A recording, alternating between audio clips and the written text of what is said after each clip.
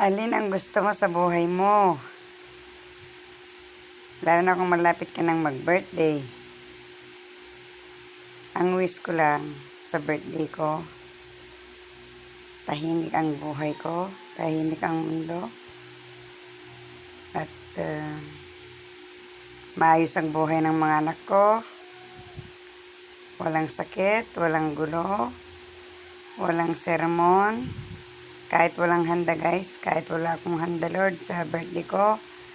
Masaya na ako at mabigyan mo pa ako ng maraming birthday. Hindi naman araw magpiesta pag may birthday ang isang tao.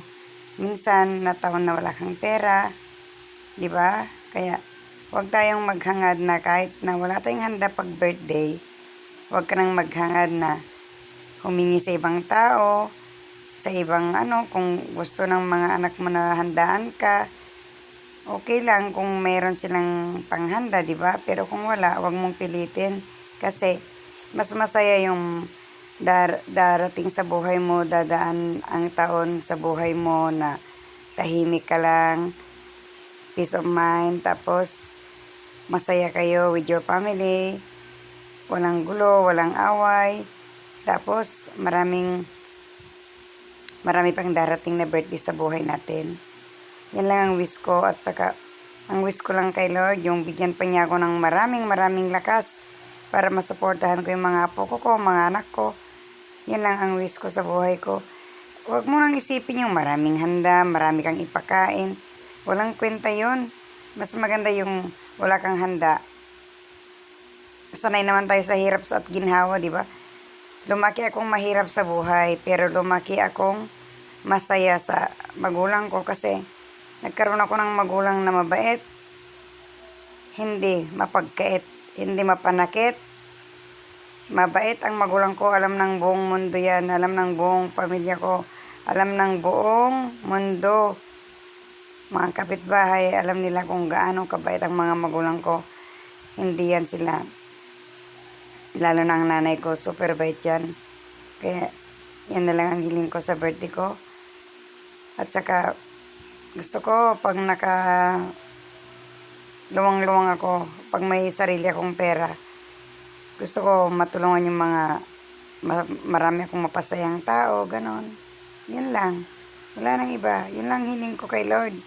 Kaya nga lagi akong humihiling kay Lord. Gusto ko yung meron akong sariling income, sariling pera, sariling pinagpaguran.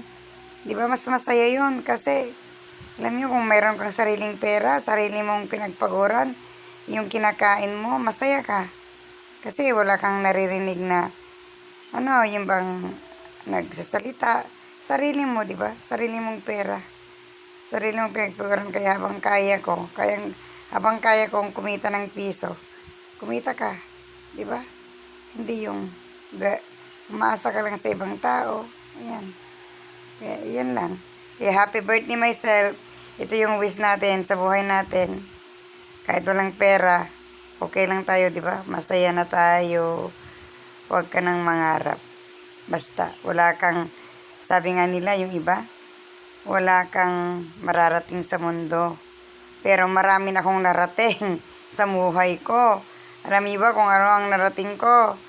Yan, narating ko narating ko sa buhay ko. Malaysia, 2 beses. Wala pa rin magandang kinabukasan. Sunod, Bahrain. At least yung Bahrain, nakatulong naman ako sa mga anak ko at least, di ba? Bahrain. Dubai, wala akong narating diyan kasi puro sakit ng loob yan. Bahrain. Ay, Dubai. Kuwait.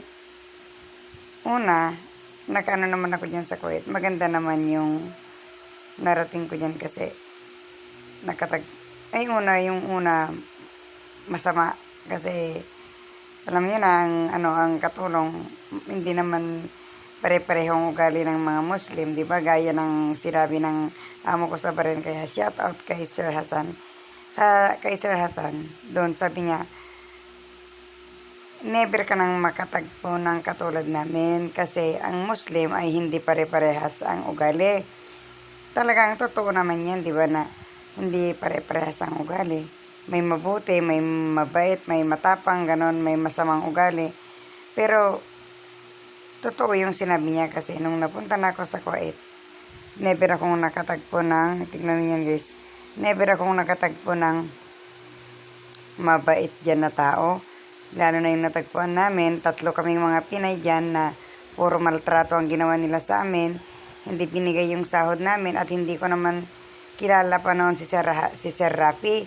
Kaya hindi ako nakatulong kasi paano ko naman makatawag kasi tinanakaw nila yung mga cellphone namin. Kaya nagtiwala na lang kami sa Panginoon. Kaya nung nakalusot na ako dyan sa Kuwait, never ko nang binalikan yan na country kasi kaya nga ayoko yan. Kasi sabi ko nga, pero hindi naman pare-parehas, hindi naman lahat ng tao dyan ay masasama. Marami din mabubuti. Nataon lang ako sa masamang tao, kaya lahat naman na mababait yung mga amo yan sa Kuwait. Kaya blessing kayo kasi natagpuan nyo yung mga mabait yan na tao. Hindi katulad ko noon na una pa lang na pagpunta ko dyan ay natagpuan ko na talaga yung masamang ugali. Siguro mahirap yon kaya yun ang natagpuan ko. Kaya yun ang binigay sa akin ni Lord na pagsubok sa buhay ko na ano ko naman na pumunta ako naman yung bang na nailigtas naman niya ako at least. Sinubukan niya ako pero nailigtas naman niya ako. Pinunta naman niya ako sa magandang tao na nag-save sa akin. Kaya maraming salamat kay Lord kasi hindi na niya ako pinabayan sa araw na yan, sa oras na yan na paghihirap sa buhay ko. At nung napunta na ako sa Kuwait, sunod na yung Saudi. Yan. Doon na ako nag-stay ng matagal sa Saudi kasi mabait na yung natagpuan ko dyan na family. Tinuturing na nila akong tao, mababait silang lahat na pamilya. Ayan, kaya dyan naman ako naging proud na ang Panginoon, minsan susubukan kanya talaga. Kaya kung sinubukan kanya, huwag kang susuko, huwag kang matakot kasi hindi ka naman niya pababayaan. Kaya itong birthday ko, alam ko na hindi talaga, ayoko talagang maghanda sa buhay ko na yung bang magpayabang. Kasi ang birthday ay parang yabang yan eh. Kasi kung tutuusin, yung pera mo na pang birthday mo, kung isafety mo yon at igastos mo sa mas mahalaga, ang mahalaga sa atin, buhay pa tayo, malakas, bigyan tayo ng Lord ng gabay. Yan lang ang message ko, gabay. Huwag kang magpayabang na mag-birthday ka, tapos kinabukasan wala ka ng pera. Wala ka nang ibili ng bigas, pinakain mo lang lahat. Hindi maganda yun. Mas maganda yung simpleng buhay. Masaya ka na. Huwag ka nang magpahabol na bili ka ng ganito, magparigalo ka, ano ba ang tawag yan? Yung sorpresa kanila, wala yan. Wala yan. Wala sa akin yan. Hindi pwede yan sa akin. Hindi obra sa akin yan. Ano yan, yung surprise. Sanay na ako sa hirap, guys. Sanay na ako sa hirap. Hindi ko tanggapin yan. Basta ang tanggapin ko lang, bigyan ako ni Lord nandito sa puso ko. Malakas pa ako. Okay na yun. Walang sakit, walang gulo. Okay na yun, guys. Kaya yan lang may shoutout ko. Yan lang ang masasabi ko. Kaya sa birthday ko, talagang yan ang blessing sa akin na napakaganda sa buhay ko kung marating ko pa yan. Yeah, 19 of July, my birthday. Kaya advance happy birthday myself. Handa ka, wala kang handa. Kahit pisong kusing, wala kang handa. Ayan mo, basta importante sa 19, magpatugtog tayo ng music. Okay yan. Mga English song, Tagalog song, Ilocano song. Pakinggan mo ang gusto mo. Yan, di ba? Mas masaya pa yan. Tapos sayaw-sayaw, yan, mag-reels, mag-YouTube. Okay na yan na buhay, di ba? Shout out sa mga YouTuber yan, mga vlogger, mga small channel, mga small vlogger yan, mga maliit pa, gaya ko, hindi pa umangat, pero thank you so much sa 850 subscriber ko. Kaya maraming salamat. Kasi kung wala kayo, hindi ko itutuloy yan. Pero nandyan kayo, sumusuporta sa akin, tuloy pa rin ang buhay. Andito ako guys, 3 o'clock in the morning. Hindi pa ako tulugan ng 3 o'clock. Hindi, 4:55 in the morning. Hindi ako tulog kasi alam niyo naman, may si Lola, may tawag yan, may insomnia. Kaya hindi ako makatulog guys. Kaya nag-ayos ako ng mga gamit ang mga poko ko.